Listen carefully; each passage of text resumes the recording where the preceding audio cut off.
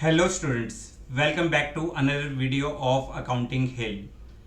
Last class में हमने start किया था अपना क्लास 11th का topic introduction to accounting part 1, जिसमें हमने पढ़ा था definition of accounting, process of accounting. ये दोनों पॉइंट्स हमने बहुत डिटेल में कर लिए थे। चलिए आज स्टार्ट करते हैं अपना lecture number 2, introduction to accounting part 2, जिसमें हम कुछ इस चैप्टर में और आगे फर्दर चीज़ें पढ़ेंगे, जैसे objective of accounting, advantage of accounting, limitation, branches of accounting and book keeping, accounting and accountancy में डिफरेंस। आज की क्लास भी आपके लिए बहुत इंटरेस्टिंग क्लास है। आज भी आपको अपना सिर्फ नोट्स रजिस्टर निकालना है ताकि आप सारे कंसेप्ट्स को प्रॉपरली नोट कर सको। कोई प्रैक्टिस नहीं है, अभी स्टार्टिंग की कुछ क्लासेस आपको नोट्स रजिस्टर पे अपने सारे नोट्स को प्रॉपर अच्छी तरीके से लिखते हुए चलना है। पिछली क्लास आपने अच्छी तरह से पढ़ ली। जो भी स्टूडेंट्स आज हमारे चैनल पे नए आए हैं, नीचे हमारी प्लेलिस्ट बनी है class 11th accountancy complete course की, वहां पे जाके आप अपना लेक्चर नंबर 1 देख सकते हैं। और जिन भी बच्चों ने अभी तक हमारे चैनल को सब्सक्राइब नहीं करा, वो चैनल को सब्सक्राइब करें, बेल आइकन को प्रेस करें, ताकि आने वाले सारे नोटिफिकेशन आपको मिलते रहे। चलिए स्टार्ट करते हैं आज का टॉपिक। आज का सबसे पहला टॉपिक स्टार्ट करते हैं, ऑब्जेक्टिव ऑफ अकाउंटिंग। अकाउंटिंग क्यों करी जाती है? देखो, हमने लास्ट क्लास में पढ़ लिया था कि अकाउंटिंग की डेफिनेशन में हमने बहुत सारी चीजें पढ़ी थी। उसमें हमने पढ़ा था accounting is an art of recording, classifying and summarising in a significant manner in terms of money, transactions and events which are of financial nature and interpreting the result thereof. वहां पे हमने पढ़ा था कि अकाउंट्स का basic purpose क्या होता है। सबसे बेसिक पर्पस होता है to keep a systematic record of business transaction. जितने भी फाइनेंशियल ट्रांजेक्शन्स है, बिजनेस के जितने भी फाइनेंशियल ट्रांजेक्शन्स है, उसका एक प्रॉपर सिस्टमैटिक रिकॉर्ड मेंटेन करना अकाउंट्स का सबसे प्राइमरी ऑब्जेक्ट होता है।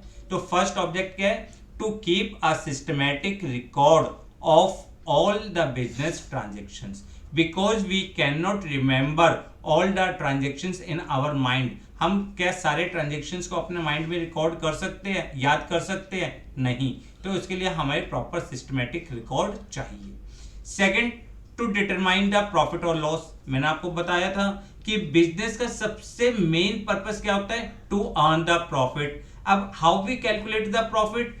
To deduct all the expenses from all the incomes. अब उसके लिए हमें अपने सारे सिस्टम्स को, सारे अकाउंट्स को प्रॉपर रिकॉर्ड करना है। तो अकाउंट्स का सेकंड पर्पस ही मेन ये होता है कि to find out the profit और loss earned by the business, कि बिजनेस ने कितना प्रॉफिट अर्न किया और कितना लॉस हुआ। थर्ड ऑब्जेक्ट आता है to ascertain financial position of the business. Business की क्या फाइनेंशियल पोजीशन है, बिजनेस के पास कितने एसेट्स है, बिजनेस के पास कितनी लायबिलिटीज है, बिजनेस में ऑनर ने कितनी कैपिटल इंट्रोड्यूस करी है, क्या क्या खर्चे हैं, वो सारी चीजें फाइनेंशियल पोजीशन को बताना, टू डिपिक्ट करना, वो बिजनेस का नेक्स्ट ऑब्जेक्ट होता है। फोर्थ ऑब्जेक्ट क्या है? To know the exact reason leading to net profit और नेट लॉस। नेट प्रॉफिट या नेट लॉस के होने वाले जो कारण होते हैं, जो एक्चुअल कारण होते हैं, उसको भी फाइंड आउट करना। प्रॉफिट कब होता है? जब आपकी सेल इंक्रीज होती है, कॉस्ट ऑफ प्रोडक्शन कम होता है, तो आपको प्रॉफिट होना स्टार्ट हो जाता है। लॉस कब होता है? जब आपकी सेल डिक्लाइन हो रही होती है या आपकी कॉस्ट ऑफ प्रोडक्शन बढ़ती जाती है। तो बेसिकली अकाउंटिंग हमें हेल्प करता है इन सारी रीजंस को फाइंड आउट करना कि हमारे नेट प्रॉफिट और नेट लॉस के क्या क्या रीजंस है। Clear? To ascertain, next objective है to ascertain the progress of the business from year to year।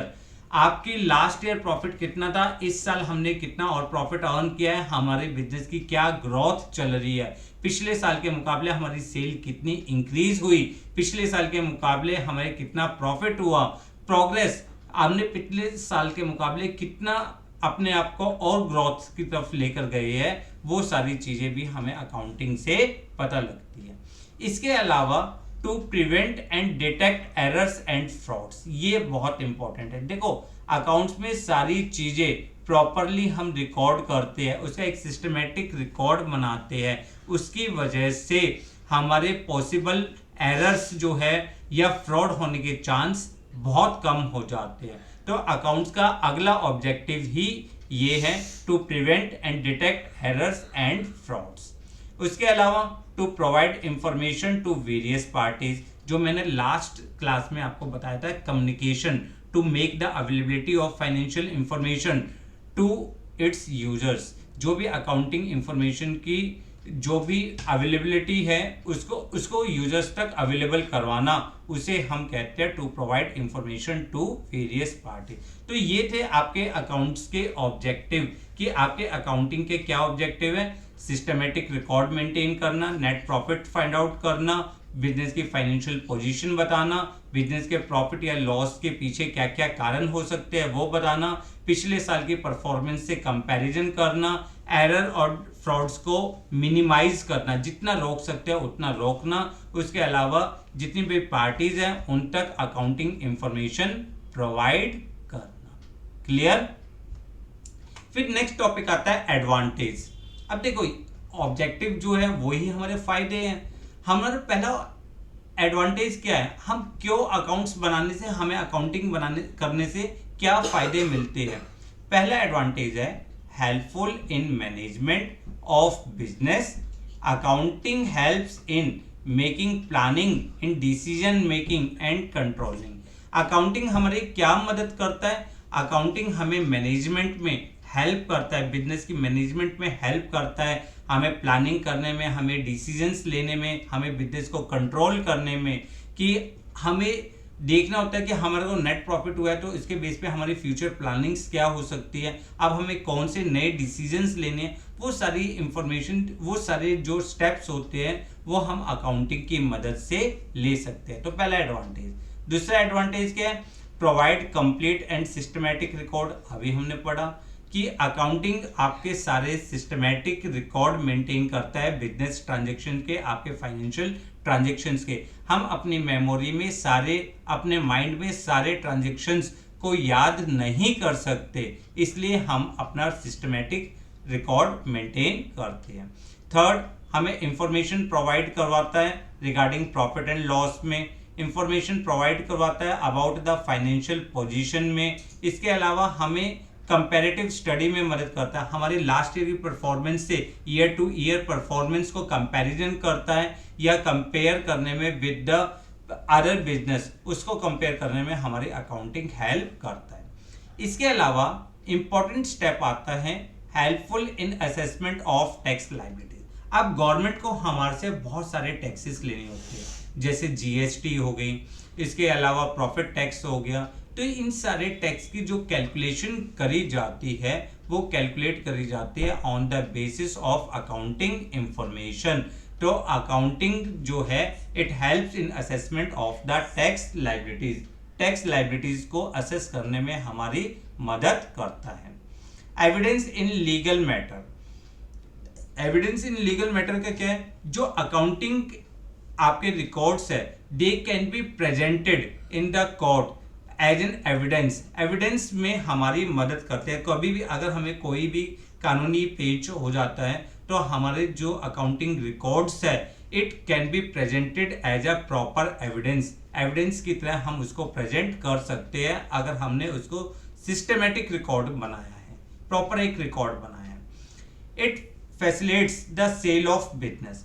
अगर हमें बिजनेस को सोल्ड आउट करना है, बिजनेस को बेचना है, तो अकाउंटिंग हमें हेल्प करते हैं कि हमारे पास कितने असेट्स है, उनकी क्या वैल्यू है, हमारे पास कितनी लायबिलिटीज है, हम उसको किस तरीके से सेटल कर सकते हैं। तो basically accounting helps in facilitates of the sale of business. Helpful in raising the loan. Next step क्या है, helpful in raising the loan. देखो बिजनेस को लगातार किस चीज की जरूरत पड़ती है, फंड्स की। अब फंड्स हमें कहां से मिलेगा, बैंक से। बैंक कभी भी फंड देने से पहले बिजनेस की फाइनेंशियल पोजीशन को के बारे में जानना चाहेगा। और बिजनेस की फाइनेंशियल पोजीशन कहाँ से पता लगती है? अकाउंटिंग से पता लगती है। तो it helps in raising the law. Next step आता है, नेक्स्ट एडवांटेज आता है helpful in prevention and detection of errors and frauds. जैसा अभी हमने अपने ऑब्जेक्ट्स में भी पढ़ा कि accounting maintain a systematic record of all the financial transaction, जितने भी पैसों का लेन देन है उसका प्रॉपर सिस्टमेटिक रिकॉर्ड रखते हैं।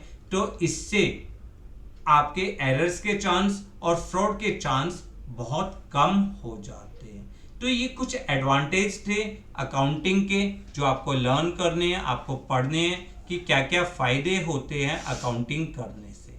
क्लियर? चलिए, अब हमने पढ़ लिया ऑब्जेक्टिव, हमने पढ़ लिया एडवांटेज। अभी तो हम तारीफ करते हुए चल रहे हैं, यार अकाउंट्स बहुत अच्छा है, अकाउंटिंग की मदद से हम ये काम कर सकते हैं, नेट प्रॉफिट निकाल सकते हैं, फाइनेंशियल पोजीशन बता सकते हैं, अकाउंटिंग हमें मैनेजमेंट में हेल्प करती है, फ्रॉड्स एंड एरर्स में चांस को मिनिमाइज करती है। जहां अकाउंटिंग के इतने फायदे हैं वहां पे अकाउंट्स के कुछ नुकसान भी होते हैं, अकाउंट्स के कुछ लिमिटेशन भी है, अकाउंट्स की नुकसान नहीं, सॉरी, अकाउंट्स की कुछ कमियां भी है, अकाउंट्स की कुछ लिमिटेशन भी है। तो हमें पढ़ना है limitation of accounting. Next topic है लिमिटेशन ऑफ अकाउंटिंग। अब अकाउंटिंग की जो फर्स्ट लिमिटेशन है वो बहुत इंपॉर्टेंट है, accounting is not fully exact. Sir ये कैसे accounting is not fully exact? देखो, accounting record all the transactions, ठीक है, सारे फाइनेंशियल ट्रांजेक्शन्स को मेंटेन करता है, सारी चीजें प्रॉपर सिस्टमेटिक रिकॉर्ड करता है। But to find out the profit और लॉस, जब हम प्रॉफिट या लॉस निकालते हैं तो वी मेक सम एस्टिमेट्स, हम कुछ एस्टिमेट्स अपने एक्सपीरियंस के बेस पे निकालते हैं। जैसे हमारे को कितने डेटर्स जो हमें जिनसे हमें पैसा लेना है उसमें से कितने बैड डेब्ट्स हो सकते हैं, उसके लिए हम कुछ प्रोविजन बनाते हैं। जो हमारे फिक्स एसेट्स है उस पर कितना डेप्रिशिएट करे उसके लिए हम कुछ एस्टिमेट्स बनाते हैं। देखो, अकाउंट्स बेसिकली होता तो फैक्ट्स के बेस पे ही है सारे डाटा, बट प्रॉफिट या लॉस निकालने के लिए हमें कुछ एस्टिमेशन करना पड़ता है। तो इसलिए हम कह सकते हैं accounting is not fully exact, क्योंकि ये जो एस्टिमेट्स करे जाते हैं ये सिर्फ और सिर्फ एक्सपीरियंस के बेस पे करे जाते हैं। ठीक है, तो इसलिए we can say accounting is not fully exact. Clear? दूसरा पॉइंट आता है accounting does not indicate realizable value of assets. देखो, बेसिकली अकाउंट्स क्या करता है, अकाउंटिंग जब आप आगे पढ़ोगे तो accounting record all the assets, जितने भी एसेट्स है ऑन द हिस्टोरिकल कॉस्ट। वो हिस्टोरिकल कॉस्ट पे जितने भी एसेट्स आपने खरीदे उस कॉस्ट पे एसेट्स को रिकॉर्ड करता है। उसके अलावा उसके पे रेगुलर एक सिस्टमेटिक वे में डेप्रिसिएशन वगैरह लगाता जाता है। बट अकाउंटिंग कभी भी किसी एसेट्स की मार्केट वैल्यू को नहीं बताता। आपने हो सकता है एक बिल्डिंग आज से 5 साल पहले खरीदी हो 5 लाख रुपए की, ठीक है, 5 लाख रुपए की बिल्डिंग खरीदी तो आपकी बुक में तो वो 5 लाख शो कर रहे हैं बिल्डिंग के, बट हो सकता है उसकी मार्केट वैल्यू बढ़ गई हो या मार्केट वैल्यू कम हो गई हो, कुछ भी हो सकता है। बट अकाउंटिंग रिकॉर्ड किसके बेस पे करता है? हिस्टोरिकल कॉस्ट के बेस पे करता है। इसलिए हम कह सकते हैं कि accounting does not indicate the realisable value of the assets. आपके एसेट्स की रिलाइजेबल वैल्यू, आपके एसेट्स को बेचकर कितना पैसा आएगा, ये नहीं बता पाता। क्लियर? थर्ड इंपॉर्टेंट स्टेप है it ignores the qualitative elements. हमने पढ़ा था accounting record only those items which can be express in terms of money, जो मनी के टर्म्स में एक्सप्रेस कर सकता है। It ignores the qualitative elements, कोई एम्प्लॉय कितना कैपेबल है, उसकी वजह से बिजनेस को कैसे प्रॉफिट हो सकता है, ये सारी चीजें रिकॉर्ड नहीं करता। फोर्थ, अकाउंटिंग में लीड टू विंडो ड्रेसिंग। अब ये विंडो ड्रेसिंग का मतलब क्या होता है?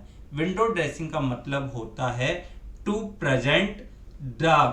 Manipulate the accounts, we can present our accounting information वो इन अ गुड कंडीशन।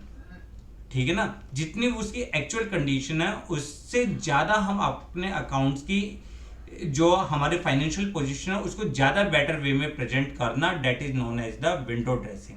कैसे? अकाउंट्स में कुछ भी मैनिपुलेट करके, सेल को इंक्रीज करके, कॉस्ट ऑफ प्रोडक्शन को रिड्यूस करके, हम अपने एसेट्स की वैल्यू को ज़्यादा शो करके हम अपने फाइनेंशियल पोजीशन को एक्चुअल परफॉर्मेंस से ज़्यादा अच्छा शो कर सकते हैं। तो वी कैन से अकाउंटिंग में lead to window dressing. Clear? Fifth होता है unsuitable for forecasting. Unsuitable for forecasting का मतलब क्या है? Unsuitable for forecasting, accounting basically जितने भी ट्रांजेक्शन्स रिकॉर्ड करता है वो पास्ट जितने भी ट्रांजेक्शन्स हो चुके हैं उसको प्रॉपर रिकॉर्ड करता है। तो बेसिकली ये फ्यूचर के बारे में कोई भी फोरकास्टिंग नहीं कर सकता कि इनने ये तो बता दिया लास्ट ईयर हमें कितना प्रॉफिट हुआ, अब नेक्स्ट ईयर हमारे कितनी सेल्स हो सकती है, हमारे क्या कॉस्ट ऑफ प्रोडक्शन हो सकता है, हमारा कितना प्रॉफिट होगा, ये फ्यूचर फोरकास्टिंग करना अकाउंट्स की लिमिटेशन है। अकाउंट्स कभी भी नहीं बताता। अकाउंट्स किसके ऊपर डिपेंड रहता है? पास्ट ट्रांजेक्शन्स के ऊपर डिपेंड होता है। तो फ्यूचर के बारे में कुछ भी अनसर्टेन रहता है, कुछ भी नहीं बता पाता उसके बारे में। नेक्स्ट है accounting statement are based on historical cost. Accounting ignore the effect of price level changes. जैसे मैंने अभी आपको सेकंड पॉइंट में बताया था कि अकाउंटिंग जो है वो आपके एसेट्स को हिस्टोरिकल कॉस्ट पे लिखती है और जो भी आज की प्रेजेंट वैल्यू है आपके एसेट्स की उसको इग्नोर कर देती है, उसका कोई भी रोल प्ले नहीं होता। तो ये अकाउंट्स की कुछ लिमिटेशंस है जो आपको पढ़नी है। तो आपने क्या क्या पढ़ा? आपने पढ़ा ऑब्जेक्टिव ऑफ अकाउंटिंग, आपने पढ़ा एडवांटेज ऑफ अकाउंटिंग, आपने पढ़ा limitation of accounting. Clear? Next topic. अब नेक्स्ट टॉपिक आता है ब्रांचेस ऑफ अकाउंटिंग। अकाउंटिंग की कितनी ब्रांचेस है? बेसिकली अकाउंटिंग की ब्रांचेस को हमने 3 पार्ट्स में क्लासिफाई किया है। फर्स्ट पार्ट है फाइनेंशियल अकाउंटिंग, सेकंड पार्ट है कॉस्ट अकाउंटिंग, थर्ड पार्ट है मैनेजमेंट अकाउंटिंग। फाइनेंशियल अकाउंटिंग किसे कहते हैं? देखो, it is that branch of accounting which record, classify and summarize the financial data, financial transaction to find out the profit or loss of the business and to depict the financial position of the business. Basically financial accounting हम उस branch को कहते हैं, accounts की उस branch को कहते हैं जो आपके फाइनेंशियल ट्रांजैक्शंस को रिकॉर्ड करता है, क्लासिफाई करता है, समराइज करता है to find out the profit और लॉस निकालने के लिए and to depict the financial position of the business, आपके बिजनेस की फाइनेंशियल पोजीशन को बताने के लिए। इसे हम कहते हैं फाइनेंशियल अकाउंटिंग। ठीक है? The main purpose of this branch of accounting is to record the business transactions को रिकॉर्ड करना in a systematic manner to ascertain the profit or loss of the accounting period by preparing profit and loss account and to present financial position of the business. ठीक है? by preparing balance sheet. जो हमने accounting की definition पढ़ी, हम पढ़ने ही क्या जा रहे हैं? हमारा मेन काम ही पढ़ना जो है फाइनेंशियल अकाउंटिंग। हमारे टॉपिक का नाम ही फाइनेंशियल अकाउंटिंग है कि हम अपने फाइनेंशियल ट्रांजैक्शंस को रिकॉर्ड करें, क्लासिफाई करें, समराइज करें in a systematic manner to find out the profit और loss of the business, to depict the financial position of the business. इसे हम कहते हैं financial accounting. Clear? Second branch होती है आपकी कॉस्ट अकाउंटिंग। अब देखो, नाम बता रहा है कॉस्ट अकाउंटिंग किसे कहते हैं? Cost accounting is that branch which ascertain करती है to total cost of production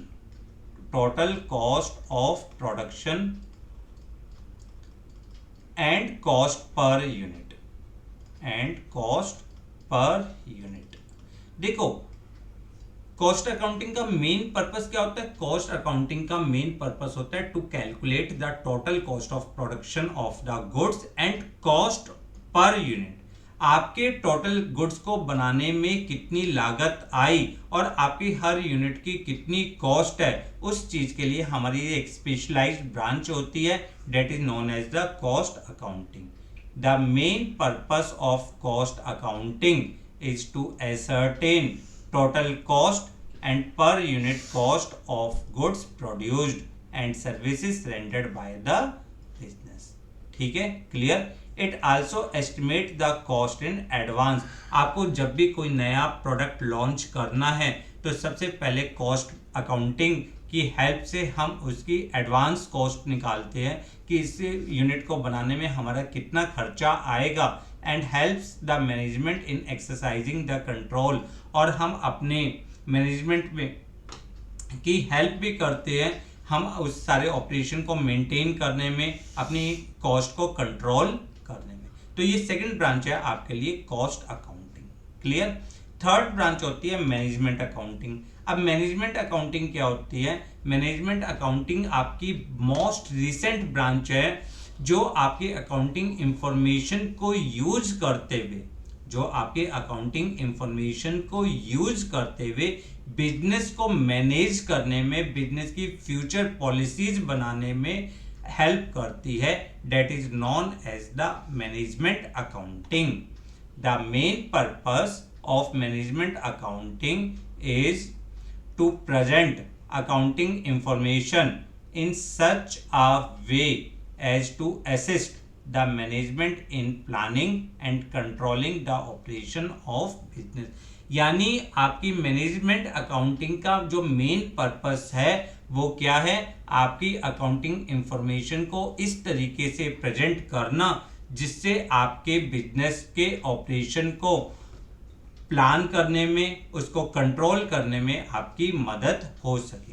the management accountant use account the various techniques such as ratio analyse, budgetary control, cash flow statement for managerial decision making. देखो, मुझे पता है आप accounts की आज second class है, सर पता नहीं क्या क्या पढ़ा रहे हैं, क्या क्या बहुत सारी चीज़ें ऊपर से उठती हुई जा रही है. बेटा यहाँ पे हम आपको सिर्फ और सिर्फ हर कंसेप्ट का इंट्रो दे रहे हैं. हर कंसेप्ट का क्या दे रहे हैं? इंट्रो दे रहे हैं, ताकि आपको जब आप पढ़ने लगो तो कम से कम आपको ये तो पता हो कि आपको पढ़ना क्या क्या है. आपको पता हो कि फाइनेंशियल अकाउंटिंग कहते किसे है, इसका क्या पर्पस होता है, कॉस्ट अकाउंटिंग क्या होता है, इसका क्या पर्पस होता है, और मैनेजमेंट अकाउंटिंग क्या होता है, उसका क्या पर्पस है. आपको मालूम होनी चाहिए ये सारी चीजें. तो हमने क्या पढ़ा? हमने पढ़ा कि सबसे पहले फाइनेंशियल अकाउंटिंग, इसका मेन पर्पस क्या होता है? सिस्टमेटिक रिकॉर्ड मेंटेन करना ताकि आप प्रॉफिट या लॉस को निकाल सको. दूसरा मेन क्या होता है? कॉस्ट अकाउंटिंग, ताकि आप अपनी कॉस्ट ऑफ प्रोडक्शन और कॉस्ट पर यूनिट को कंट्रोल कर सको. तीसरा क्या होता है? आपका मैनेजमेंट अकाउंटिंग, ताकि आप अकाउंटिंग इंफॉर्मेशन को यूज करते हुए future policies, future planning, business के ऑपरेशन को कंट्रोल कर सको. क्लियर? कंफर्म? चलिए अब तीन इंपॉर्टेंट वर्ड्स और पढ़ते हैं जो एक जैसे लगते हैं. देखो, आमतौर पे बुक कीपिंग, अकाउंटिंग और अकाउंटेंसी, ये तीनों वर्ड्स एक दूसरे के सिनोनियम लगते हैं, बट अकाउंट्स की डेफिनेशन में ये तीनों वर्ड्स अलग अलग है, इनका पर्पस अलग है, इनका मीनिंग अलग है. ठीक है. अगर हम देखो बुक कीपिंग की बात करें, अकाउंटिंग की बात करें और अकाउंटेंसी को थोड़ी देर के लिए छोड़ देते हैं, छोड़ दो थोड़ी देर के लिए. पहले देखते हैं बुक कीपिंग और अकाउंटिंग. हमने अकाउंटिंग की डेफिनेशन क्या पढ़ी थी? हमने पढ़ा था accounting is an art of recording, classifying and summarising in a significant manner transactions and events which are at least part of financial character and interpreting the result thereof. इसके base पे हमने अपने 7 स्टेप्स लिए थे, 7 process लिए था. पहला process क्या था? आइडेंटिफिकेशन करना, आइडेंटिफिकेशन ऑफ फाइनेंशियल ट्रांजेक्शन. पहला स्टेप यही था आपका, identification of financial transaction. Second step क्या था? Measuring in terms of money, measuring in terms of money. याद है? जिसकी क्लास मिस हो गई वो पार्ट 1 जरूर देख लें, वहां पे डिटेल में पढ़ा था। थर्ड पढ़ा था हमने रिकॉर्डिंग स्टेप, फोर्थ हमने क्या पढ़ा था? क्लासिफिकेशन, फिफ्थ हमने क्या पढ़ा था? समराइजिंग, सिक्स स्टेप हमने क्या पढ़ा था? Analyse and interpretation. ये पढ़े थे ना प्रोसेस। अब जो पहले 4 प्रोसेस होते हैं, आइडेंटिफाई करना, measuring in terms of money, recording in journal and classification, इन पहले 4 स्टेप्स को हम कहते हैं बुक कीपिंग। इन पहले 4 स्टेप्स को क्या कहते हैं? Book keeping. यानी book keeping is concerned with identifying financial transactions को आइडेंटिफाई करना, measuring in terms of money, उनको मनी की टर्म्स में कन्वर्ट करना, recorded them in books of accounts में रिकॉर्ड करना और उनको क्लासिफाई करना, इसे हम कहते हैं बुक कीपिंग। पहले अकाउंटिंग के पहले 4 प्रोसेस जो होते हैं, पहले 4 steps, that is known as the book keeping. ठीक है?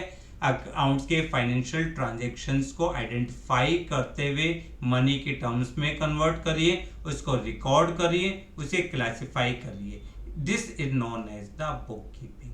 अब बुक कीपिंग अकाउंटिंग की सबसे पहली स्टेज होती है, प्राइमरी स्टेज होती है। Primary stage and bases of the accounting का बेस होता है।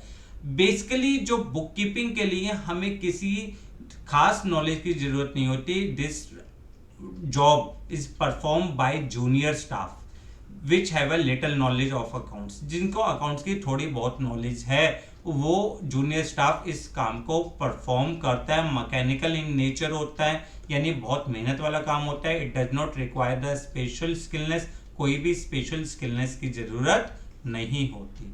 तो बुक कीपिंग हमें समझ में आ गया कि बुक कीपिंग क्या है? कि आइडेंटिफाई करना, measuring in terms of money, record करना और क्लासिफाई करना, ये पहले 4 स्टेप्स को हम बुक कीपिंग कहते हैं। It is the primary stage of accounting. It does not require the special knowledge, कोई भी स्पेशल नॉलेज की जरूरत नहीं होती। It is perform by the junior staff. It is mechanical in nature. ठीक है?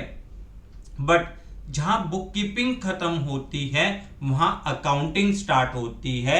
यानी अगले जो 2 स्टेप्स है, समराइज करना एंड एनालाइज और इंटरप्रिटेशन करना, उसे हम अकाउंटिंग कहते हैं।